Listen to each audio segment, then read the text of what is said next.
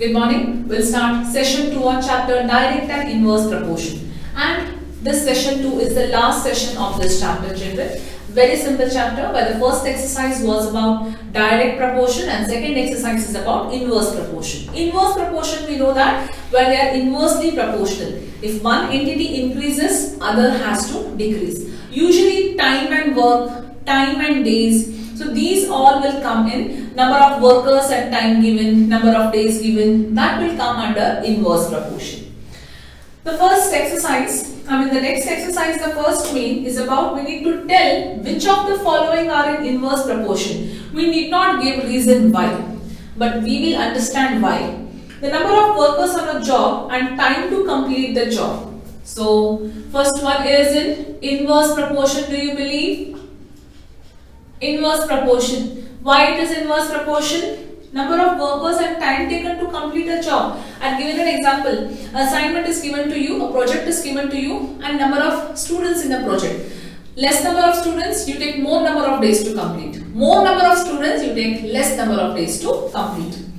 Time taken for a journey and distance travelled in the uniform speed. Time and distance in the uniform speed. Not a inverse, not in. They have not asked direct or inverse. They have only asked us inverse or not. Not in inverse proportion.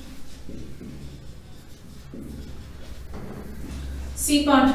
It is sub questions are in terms of 1, 2 and 3.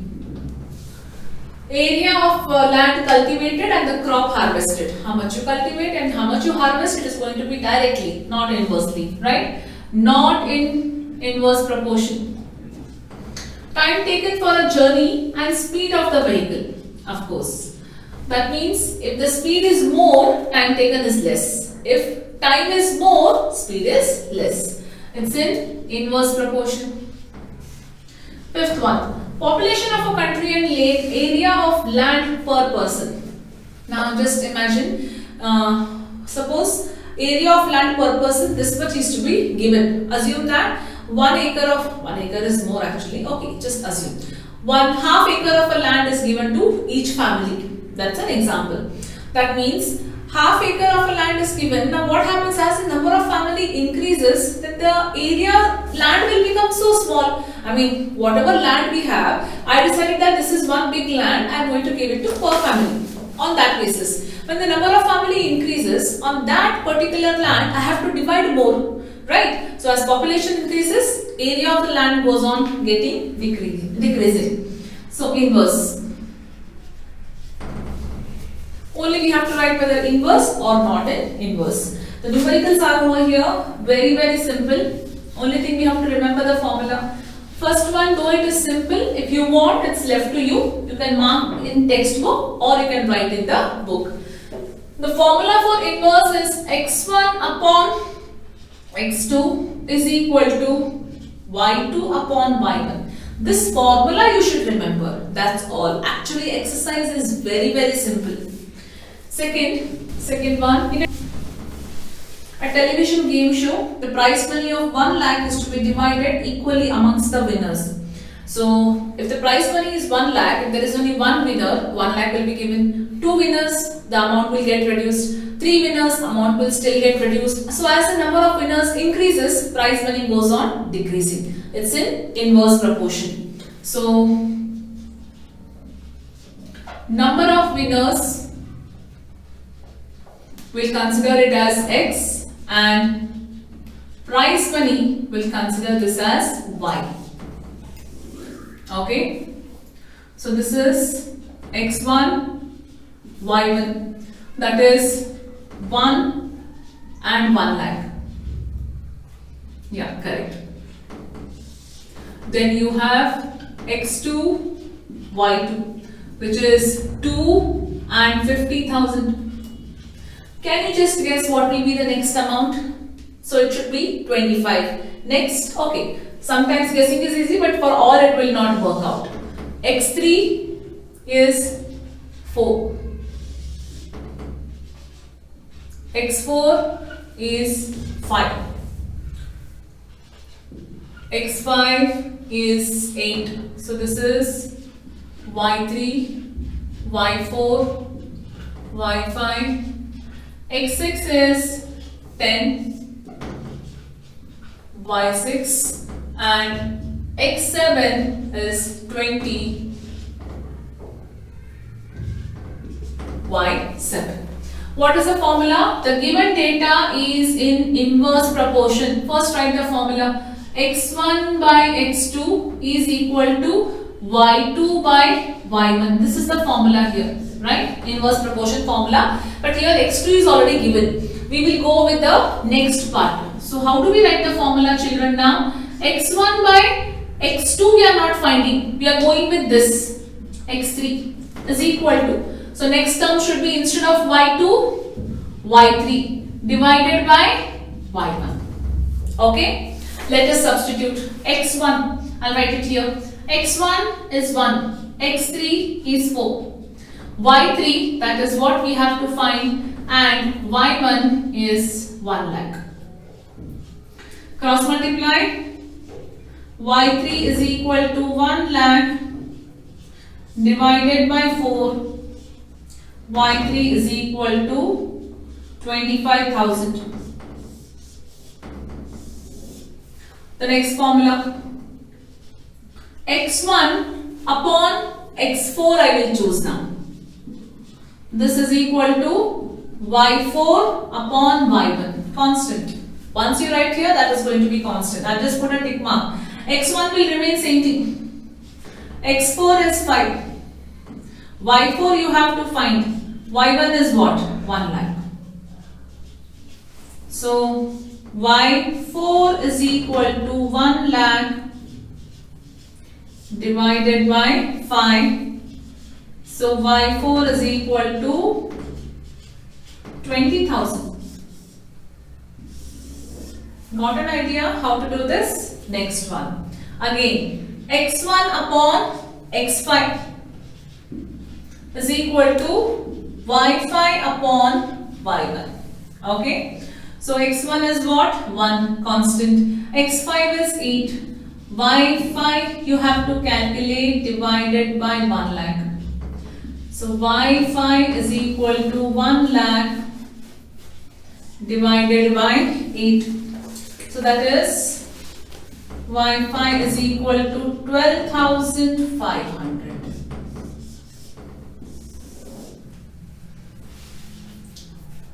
Next is this. x1 upon x6 is equal to y6 upon y1. Directly I'll write. Okay, it's okay. 1 upon 10 is equal to y6 upon 1 lakh.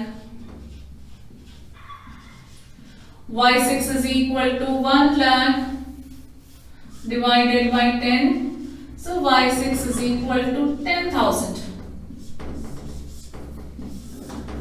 And the last one.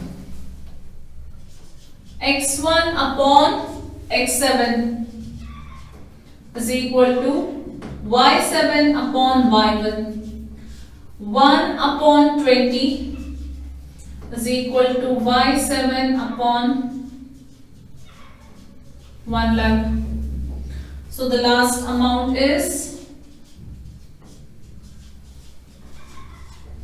upon 20, y7 is 5,000. You can fill in the blanks there. But did you understand how we have done this? Very simple, only calculation. I can say this is much easier than direct proportion what we had. Quickly we'll go with the next one. I only do few sums here, children. Then what I have planned is, I will give you tabular columns for all. Your work is to only substitute. I will also write and give you the substitution values. At least dividing work you can do, right? Yes. Second sum I will do. From third sum onwards, I will start giving only the tabular column part. Rahman is making a wheel using spokes. He wanted to fix equal spokes in such a way that angle between any pair of consecutive spokes are equal, which you can see here. Number of spokes are less, angle is more. Number of spokes are more, angle goes on reducing. Just see here with the spoke, with the 4 spokes, you can make out it could be a 90 degree. Number of spokes increase, that could be 60 degree. It generally I am giving, it increased 30 degree. That means as the spoke increases, the angle between the two spoke will reduce. Inverse proportion. The given data is in inverse proportion. So, number of spokes divided by angle between them. So this is x and this is y. x1, y1, 4, 90 degree. x2, y2. If it is 6, 60 degree. Yeah, I assumed right actually. Then if it is x3 is 8, y3 you have to find. x4 is 10, y4 you have to find. x5 is 12, y5 you have to find. Okay, let's find the given data is in the inverse proportion. Compulsorily what you have to write? Write the formula. Anyhow this we are not using, so I will write x1 upon x3 is equal to y3 upon y1. Directly I wrote this formula now. Only for the first one I had written the actual thing. Substitute. x1 is 4, x3 is this what we are finding 8 is equal to y3 upon 90. y3 is equal to 4 into 90 divided by 8. 4 ones are 4 twos are 2 ones are 2 45s are. y3 is equal to 45 degree. Angle between that is 45 degree.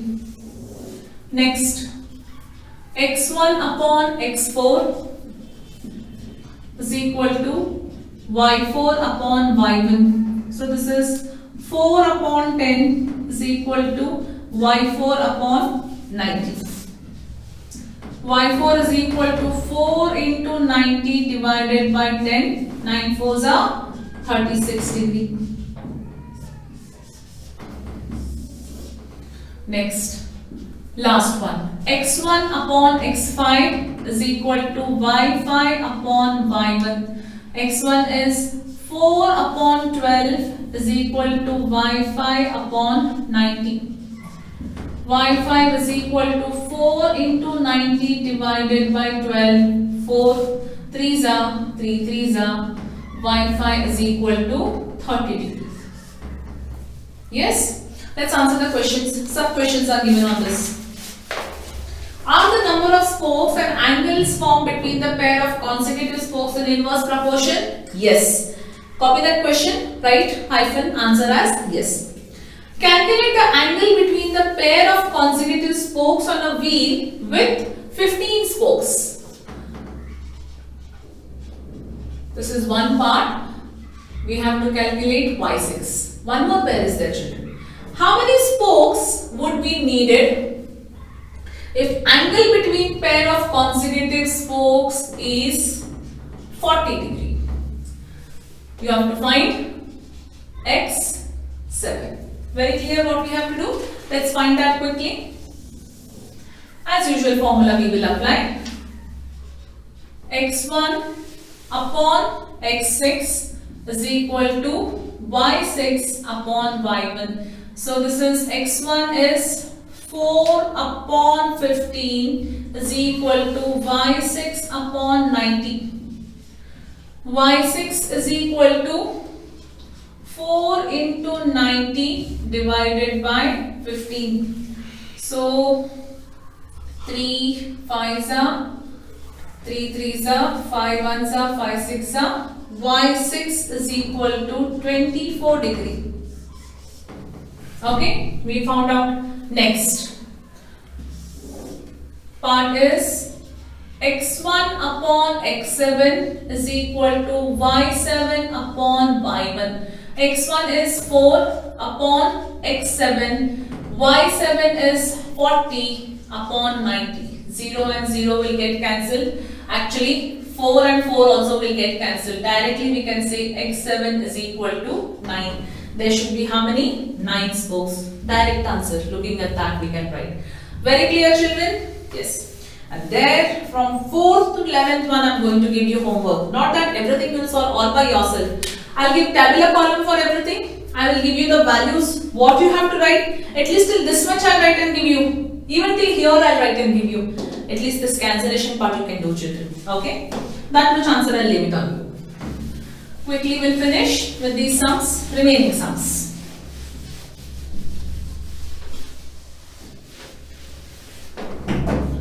If a sweet box is divided among 24 children, they will get 5 sweets each.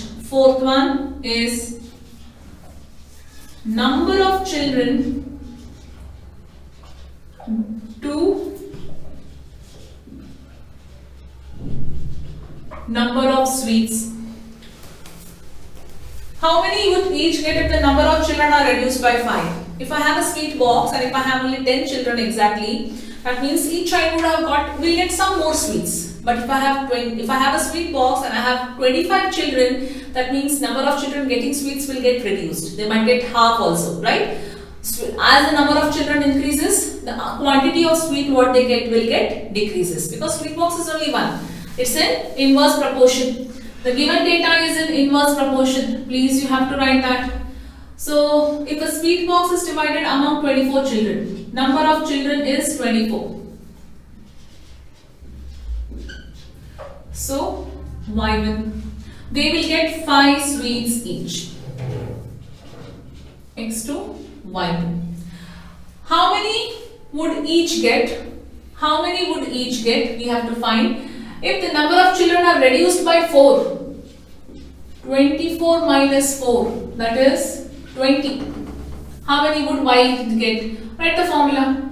x1 by x2 is equal to y2 upon y1. x1 is 24 upon 20. That is equal to y2 by 5. I think you can do it, children. I've given it till here. Further doing is your duty. Okay?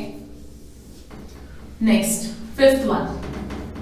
A farmer has enough food to feed 20 animals in his cattle for 6 days. So we can write here number of animals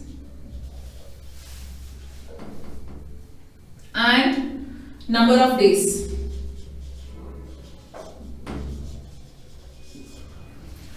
A farmer has enough food to feed 20 animals, x1, 20 animals for his cattle to feed for 6 days, y1 is equal to 6. How long would the food last?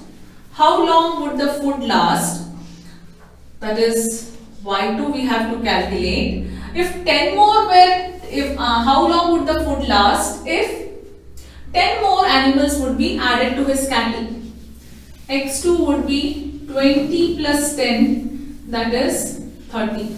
The given data is in inverse proportion. x1 by x2 is equal to y2 upon y1. 20 upon 30 is equal to y2 upon 6. Do it further, children. So this much I will give you. Calculation part is your duty, right? We'll go with the next set of sums.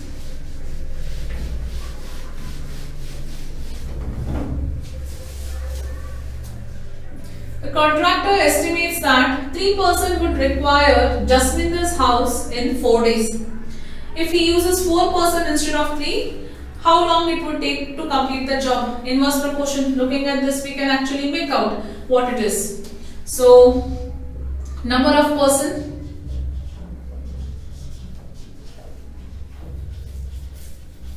and number of days. So, what it is? A contractor estimates that 3 persons, x1 is 3, would require in Jasminder's house to complete the work in 4 days. If he uses 4 persons instead of 3, how long will it take to complete his work? x1 by x2. The given data is in inverse proportion. Please write that. y2 upon y1. 3 upon 4 is equal to y2 upon 4. So, find the answer with this. 7 1. Directly you can say answer is 3 here. A batch of bottles were packed in 25 boxes. So you can take here number of bottles and number of box. So a batch of 25 boxes with 12 bottles in each box. With 12 bottles in each box, a box of 25 boxes. If the same batch is packed using 20 bottles, how many boxes would be filled? X1, Y1, X2, Y2. X1 upon X2 is equal to Y2 upon Y1. So 12 upon 20 is equal to Y2 upon 25. Okay. The next set of sums we will solve. 7, 8th one. A factory requires 42 machines to produce a given number of articles in 63 days. So, number of machines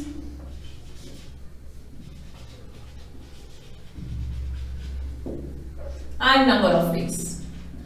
All number of days when it involves in the same thing. A factory requires 42 machines to give the article in 63 days. How many machines would be required to produce the same number of article in 52 days?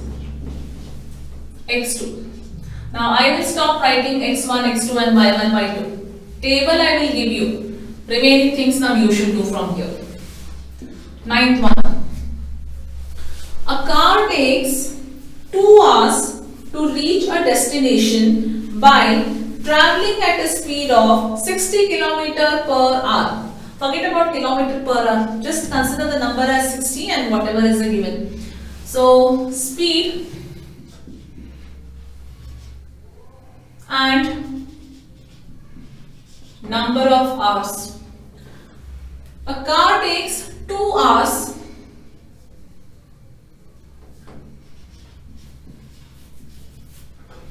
to reach a destination if it travels at the speed of 60 km per hour. How long will it take the car to travel at the speed of 80 km per hour? Inverse proportion, right? Now I will stop writing. You know how to write. Till these many sums I have written. Tabular column is ready in front of you. You have to only substitute and write. Last 2 more sums, children.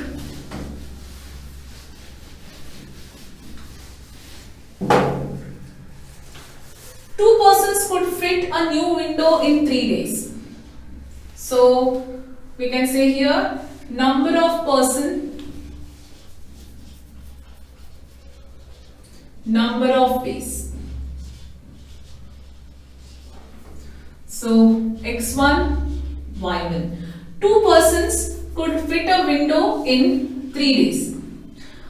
One of the person fell ill before the work. So one of the person fell ill before the work means here. So here X2 would be 2 minus 1, that is equal to 1. Okay. One person fell ill. If one person will fall ill, how many days it will require to complete this work, you have to find. Second part. How many persons would be needed? How many persons would be needed to fit a window in 1 day? So first you find this, correlate with the first one and find this, right? As we have done the first table. Tabular column is ready. Your work is to just substitute and do it. 11th one. A school has 8 periods a day, each of 45 minutes. So we can consider this as number of periods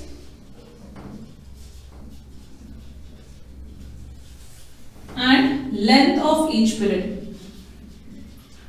Time length, it is understood. A school has 8 periods, X1, Y1, each of 45 minutes. If the school has 9 periods a day, assuming the number of school hours to be the same, how long would it would take? If it has 9 periods, what would be the time? Aren't they all simple here? Just the data given, substitute and do it, right? First 2 sums were a bit lengthy, then all the sums are similar. At least for the first 5 to 6 sums, I have given you x1 substituting also. From 8th one I stopped substituting. I have given you the tabular column which you can do it. So you have now Saturday and Sunday where you can complete this homework sums given. It's very simple, children, only calculation part what you have to do, right? So with this we complete the chapter direct and inverse proportion.